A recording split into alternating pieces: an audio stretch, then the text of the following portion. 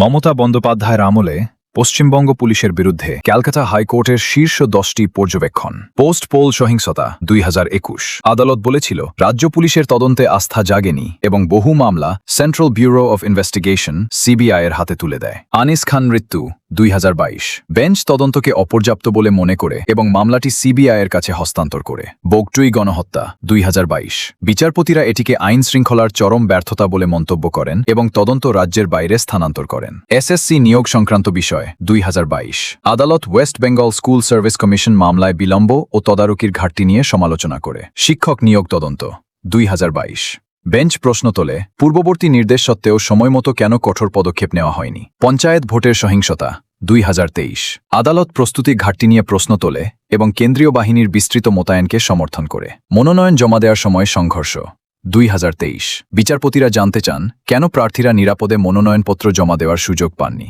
RG Kar medical college and হাসপাতাল ঘটনা 2024 এক মহিলা চিকিৎসককে ঘিরে অভিযোগের তদন্ত পরিচালনায় অসন্তোষ প্রকাশ করে আদালত এবং মামলাটি সিবিআইয়ের হাতে তুলে দেয়। সন্দেশখালী অভিযোগ 2024 নির্যাতন ও ভয়ভীতি প্রদর্শনের অভিযোগ তোলা মহিলাদের ক্ষেত্রে পুলিশের ভূমিকা নিয়ে বেঞ্চ উদ্বেগ প্রকাশ করে এবং কঠোর পদক্ষেপের আহ্বান জানায়। অবৈধ আতশবাজি নিয়ন্ত্রণ 2022 আদালত জানায় তাদের পূর্বের নির্দেশ মাটিতে যথাযথভাবে বাস্তবায়িত হচ্ছে না।